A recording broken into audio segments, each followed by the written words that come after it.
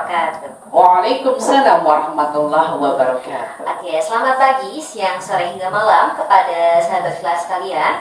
Pada kesempatan kali ini kita akan melanjutkan pembahasan kita yang kemarin ya teman-teman ya.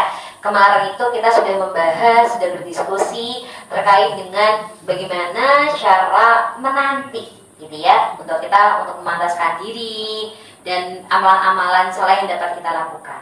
Nah, untuk level kali ini kita akan membahas cara mencarinya, gitu ya. Nggak mungkin kita hanya menanti aja gitu ya tanpa adanya usaha. Maka pada kesempatan kali ini saya dengan Umi akan membahas bagaimana cara mencari jodoh, gitu ya. Mungkin langsung saja kepada Umi, waktu tempat dipersilahkan. Oke, terima kasih kakak waktu yang diberikannya. Assalamualaikum warahmatullahi wabarakatuh. Waalaikumsalam warahmatullahi wabarakatuh. Subhanallah walhamdulillah wa la ilaha illallah wallahu akbar. Nahmaduhu wa nasta'inuhu wa na'udzu billahi min shururi anfusina wa min sayyiati a'malina. Asyhadu an la ilaha illallah wa asyhadu anna Muhammadan abduhu wa rasuluhu la nabiyya ba'dah. Sahabat Hillah, alhamdulillah ketemu kembali dan kali ini melanjutkan tema tentang cara mencari jodoh. Kalau kemarin menunggu jodoh, sekarang cara mencari jodoh. Yang namanya mencari itu bentuk ikhtiar. Hasil Allah yang menentukan. Masalah ikhtiar, Allah perintahkan yang penting tidak melanggar aturan-aturan Allah. Dan ketika kita mencari, jangan ada rasa sombong dengan kekuatan aku gitu loh, gitu kan. Karena tangan-tangan Allah itu pasti ada. Maka boleh dibuka cara mencari dulu, karena Allah itu pasang-pasangkan semuanya. Ada di surat 42 ayat yang ke-11. Dengan menyebut nama Allah yang Maha Pengasih lagi Maha Penyayang, Allah pencipta langit dan bumi dan menjadikan bagi kamu pasang-pasangan dari jenis kamu sendiri dan dari jenis hewan ternak pasangan-pasangan juga. Jadikanlah kamu berkembang biak dengan jalan itu. Tidak ada sesuatu pun yang serupa dengan dia, dan dia yang Maha mendengar lagi Maha melihat. Iya, ini yang harus diyakini buat kita yang mencari. Yakin dulu sama Allah. Mari kita simak ya kak ya. Surat 42 adalah Asyura. Asyura ya? Asyura benar kan? Ya. Asyura. Ayat yang ke-11 kita simak. A'udzubillahi minasyaitonirrajim. Fatirus samawati wal ardh. Allah menciptakan langit dan bumi. Untuk siapa kan? Untuk manusia. Apa yang di langit, apa yang di bumi, semua langit lapis 7, bumi pun berlapis 7. Allah sediakan untuk manusia. Ya, lanjutannya. Ja'ala lakum min anfusikum azwaja. Dan Allah ciptakan manusia berpasang-pasangan. Ada laki, ada perempuan. Kalau sekarang pada menyimpang, ya itu berarti tidak beriman kepada Allah. Keluar dari fitrah. Keluar dari fitrah. Fitrahnya tuh laki dapat perempuan, nggak mungkin perempuan. Laki dapat laki. Itu di zaman Nabi siapa ya kak ya? Nabi Lot. Itu sudah ada. Sekarang juga banyak itu kak. Nabi siapa yang anaknya menentang, istrinya menentang? Nabi siapa? Nabi Nuh. Sekarang pun juga banyak. Maka kita harus sesuai dengan fitrah Allah itu. Allah ciptakan semua berpasang-pasangan. Hewan pun sama. Wa minal an'ami azwaja. Hewan pun juga berpasang-pasangan. Semua itu Allah ciptakan berpasang-pasangan dalam rangka apa? Yadra'ukum fi, supaya berkembang biak, supaya semakin banyak, enggak punah lagi. Laisa kamitslihi syai'un, tidak ada sesuatu pun yang serupa. Semuanya itu berpasang-pasangan karena wa huwas samiul basir. Allah Maha mendengar lagi Maha melihat. Dari situ kita sadar diri bahwa semua yang Allah ciptakan itu berpasang-pasangan. Karena kita ini secara fitrah itu berpasangan, maka diperintahkan ikhtiar mencari jodoh. Apa yang harus dilakukan? Ada beberapa yang harus kita lakukan. Satu, yaitu memilih jodohnya dulu. Kalau kita ikhtiar itu di sini berangkat memilih berdasarkan iman dulu. Yang namanya iman nggak akan pudar. Kalau orang itu kaya, mungkin bisa habis. Kalau orang itu ganteng atau cantik, bisa tua. Atau kalau kedudukan, bisa lengser. Atau harta banyak, bisa habis. Tapi kalau iman, dia yakin sama Allah, tidak musyrik, tidak durhaka sama yang tidak menyalailah atas fitrah kita. Buka ayat kan? Surat Al-Isra ayat yang ke-23. A'udzu billahi minasyaitonir rajim. Wa qadara rabbuka alla ta'budu illa iyyah. Al-ayat. Dengan menyebut nama Allah yang Maha Pengasih lagi Maha Penyayang, dan Tuhanmu telah memerintahkan agar kamu jangan menyembah selain Dia, dan hendaklah berbuat baik pada ibu bapak. Jika salah seorang di antara keduanya atau kedua-keduanya sampai berusia lanjut dalam pemeliharaanmu, maka sekali-kali janganlah engkau mengatakan kepada keduanya perkataan A, dan janganlah engkau membentak keduanya, dan ucapkanlah kepada keduanya perkataan yang baik. Ini tolak ukur seseorang. Kalau tolak ukur seseorang, kalau kita entah itu wanita, entah laki-laki. Kalau wanita mau nyari pasangannya, dua ini. Atau kalau laki-laki mau nyari pasangannya, dua ini konten. Ini harus. Apa itu? Satu, tadi hanya menyembah kepada Allah, berarti dia nggak pernah musyrik.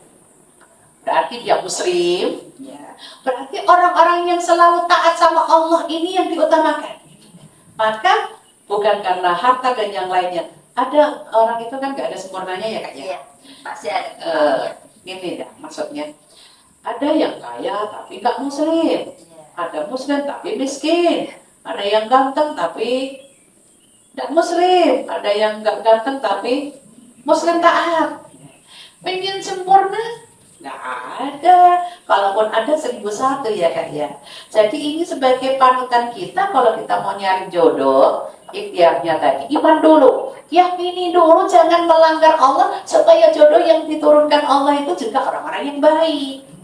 Nah, baru penilaiannya di sini itu setelah keimanan ya kan. Terus kalau untuk menilai seseorang ini baik apa enggak setelah keimanannya, tentang birrul walidainnya. Birrul walidain, bagaimana dengan orang tuanya? Menghormati enggak dengan orang tuanya?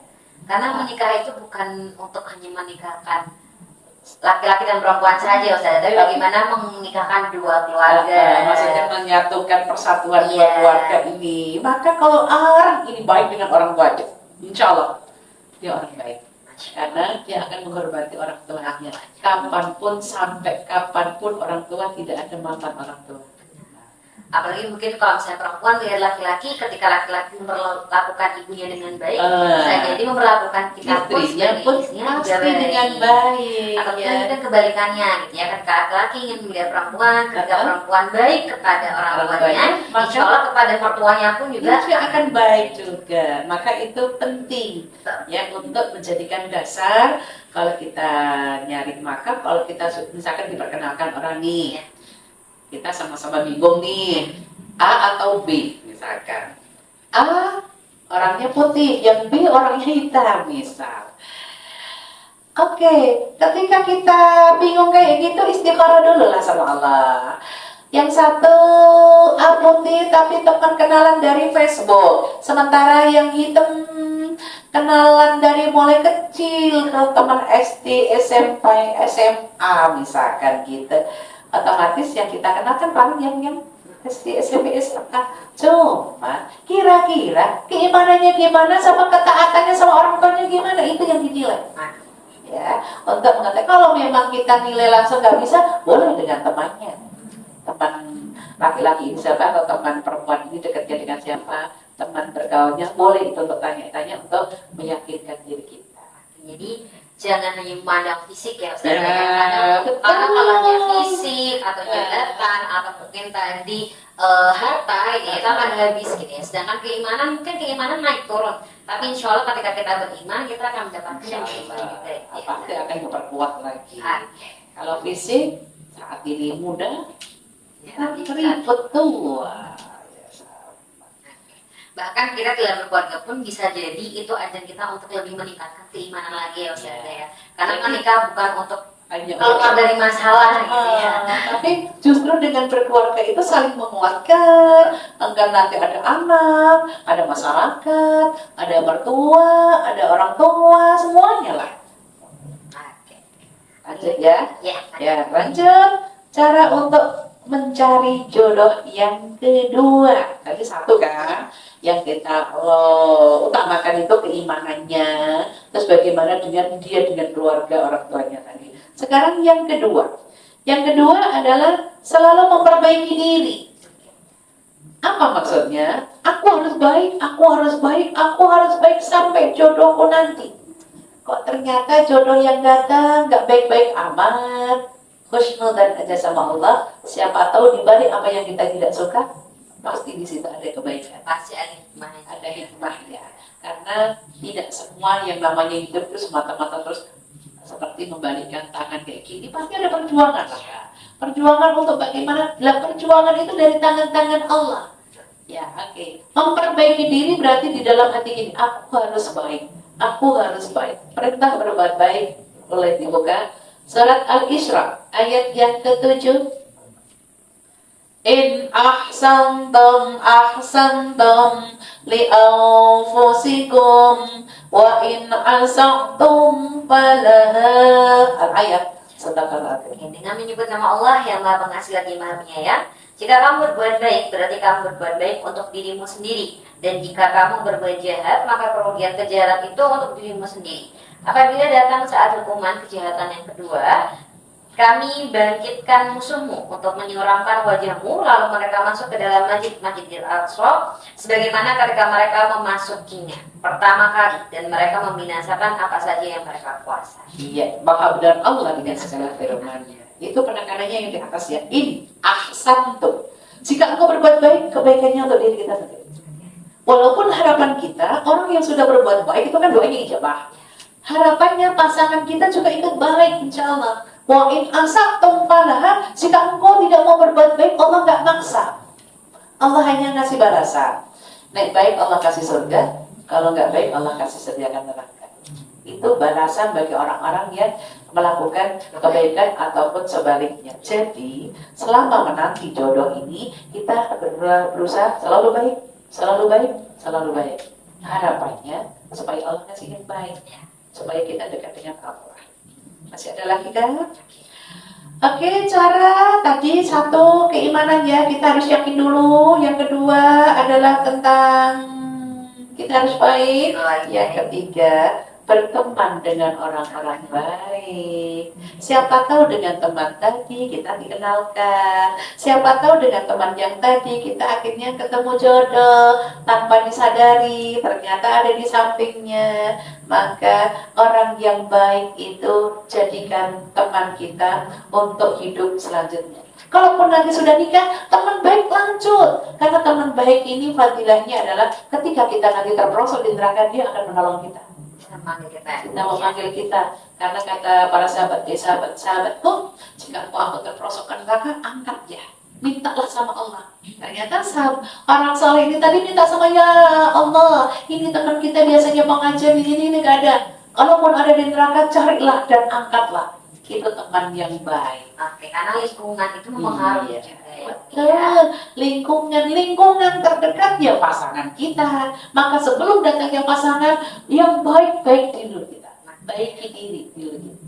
Oke, kalau yang di segmen sebelumnya bagaimana kita memantaskan diri gitu ya, cara menanti jodoh dengan terus memantaskan diri menjadi orang yang baik. Selanjutnya bagaimana kita mencarinya, gitu ya, carilah juga orang-orang yang baik gitu ya, dan berusaha mencari circle pertemanan, lingkungan yang baik pula. Karena kadang jodoh itu kan cerminan ya, jadi jodoh siapa tahu ya di sekitar kita gitu ya, di lingkungan kita. Jadi bagaimana kita untuk terus berbuat baik. Tapi tadi perlu di notes gitu ya, bagaimana kita berbuat baik ini hanya untuk Allah, bukan untuk manusia gitu ya. Karena kalau hanya untuk manusia kadang kecewa ya Om ya.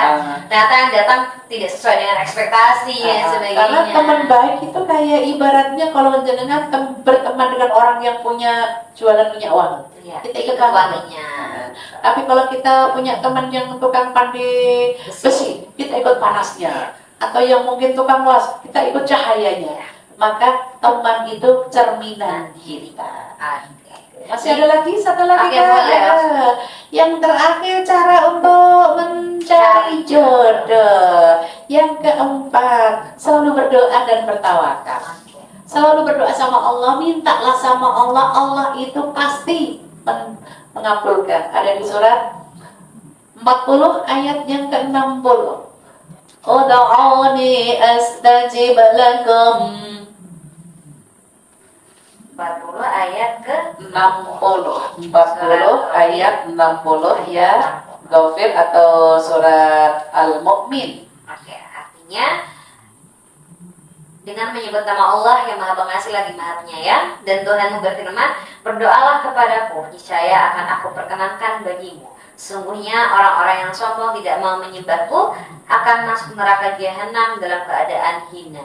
Iya, ayat ini ada kata-kata wa qala rabbukum, berkata mintalah sama Allah, karena Allah berfirman ud'uni astajib lakum, berdoa padaku pasti kukabulkan.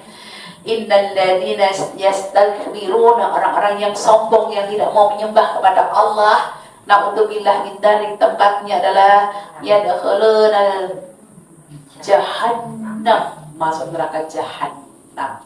Jadi ayat ini menegaskan ud'uni astajib lakum, minta padaku pasti kukabulkan. Apa bentuknya? Bentuk dikabulkannya doa itu 3 Kak. 1, diwujudkan langsung di dunia. Apa yang kita minta langsung. Wujud yang kedua, disimpan nanti di akhirat. Tapi tetap Allah kasih, disimpan untuk nolong kita nanti di kubur ataupun di akhirat. Dan yang ketiga, disetarakan. Maksudnya ya Allah, berikan jodoh ke orang yang soleh, yang datang itu yang soleh, berarti orang baik. Atau kalau sudah ada jodoh yang datang ke kita, udah ada suami kita yang sudah ada pasangan, ya Allah beri pasangan ke orang yang soleh, jelek-jeleknya hilang. Yang tadinya kasar jadi lembut, yang tadinya cuek jadi perhatian, itu termasuk dikabulkan. Oke, gitu. Jadi bagaimana kita mencari juga salah satunya dengan terus berdoa. Iya. Ya. Setelah berdoa pasrahlah sama Allah. Ya, Allah yang menentukan. Berarti sekarang setiap kita harus meyakini kita ini berpasangan gitu ya Umi ya. Jadi bagaimana kita terus berusaha berdoa, memantaskan diri, tapi jangan sampai kita itu menyerah gitu ya. Sudah berusaha dan sebagainya. Tandanya mungkin perjuangan kita ini belum seberapa gitu ya, karena Allah sedang melihat bagaimana kita berikhtiar, bertawakal, berusaha kepada Allah. Mungkin itu aja yang mau disampaikan lagi Umi. Insya Allah itu ya. Jadi untuk para sahabat kelas kalian yang sedang menanti mencari jodoh gitu ya, semoga Allah mudahkan. Amin. Dan semoga Allah pertemukan di waktu yang tepat. Insya Allah. Semoga semuanya Allah mudahkan. Amin amin ya rabbal alamin. Mungkin itu yang dapat kami sampaikan pada segmen Live Problems kali ini. Kurang lebihnya mohon maaf, jangan lupa like, comment, dan subscribe, dan jangan lupa untuk terus men-share gitu ya konten-konten video dari kami. Semoga ini juga bisa menjadi amal jariah bagi sahabat freelance kalian. Mungkin itu yang dapat kami sampaikan. Wassalamualaikum warahmatullahi wabarakatuh.